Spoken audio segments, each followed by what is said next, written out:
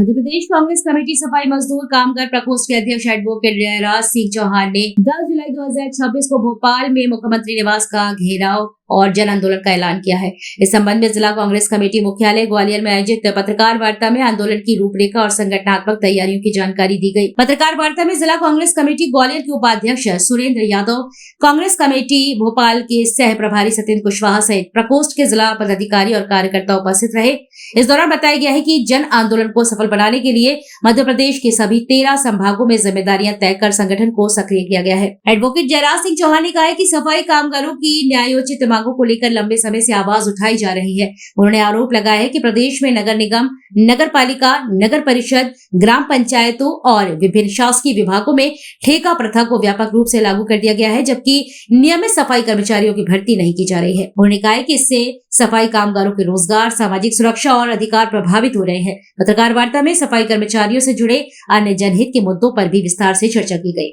समाचार में भाजपा और सरकार से जुड़े आरोप कांग्रेस नेताओं के द्वारा पत्रकार वार्ता में लगाए गए हैं। इन आरोपों पर संबंधित पक्ष की प्रतिक्रिया प्राप्त होना। आगामी 10 जुलाई को सफाई कामगार प्रकोष्ठ के तत्वाधान में हर वर्ष की भांति इस वर्ष भी मुख्यमंत्री निवास का घेराव किया गया। मध्य प्रदेश के अंदर लगातार 20 सालों से सफाई कामगारों का आर्थिक, शारीरिक और मानसिक शोषण किया गया। निश्चित तौर पर बराबर इस सरकार को चेतावनी देते रहने के बावजूद ये सरकार चेत नहीं रही है।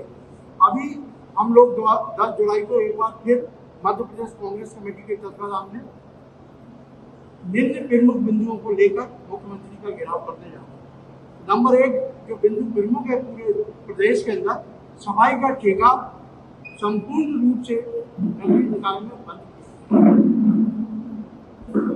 पिछले 20 वर्षों से समस्त नगर पालिकाओं में, नगरीय निकायों में कार्यरत सफाई कामगार वर्ग जो ठेके पर है, नियमित है, संविदा में है, उनको नियमित किया जाए।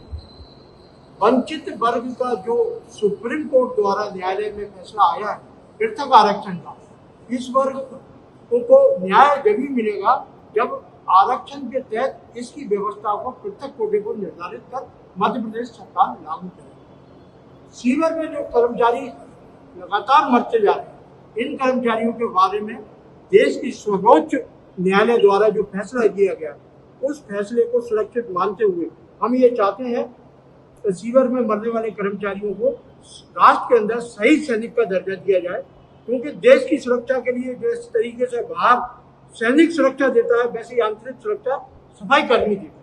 उसको राष्ट्र के शहीद सैनिक का दर्जा देने के साथ साथ 1 करोड़ का आर्थिक मुआवजा, परिवार के लोगों को, आश्रित को अनुकंपा नियुक्ति, उसके पुनर्वास की व्यवस्था, साथ ही उसके लिए सम्मानजनक यथास्थान प्रदेश की सरकार घोषित करे। छठवां बिंदु जो है वो बहुत महत्वपूर्ण है, जिसको लेकर सरकारें कभी सोचती नहीं है।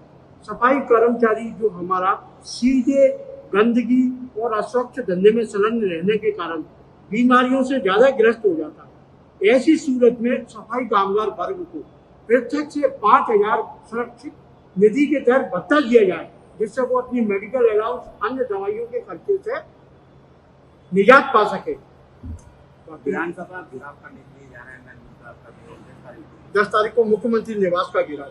जहाँ तो हम विधानसभा घेराव रहे थे, लेकिन विधानसभा घेराव की स्थिति 20 जुलाई तक टल जाने के कारण हमारा 10 जुलाई का आह्वान है। इसलिए अब हमने तय किया है कि मुख्यमंत्री से ही सीधे संवाद करेंगे, उनके घर पर जाकर। इंकलाब जिंदाबाद।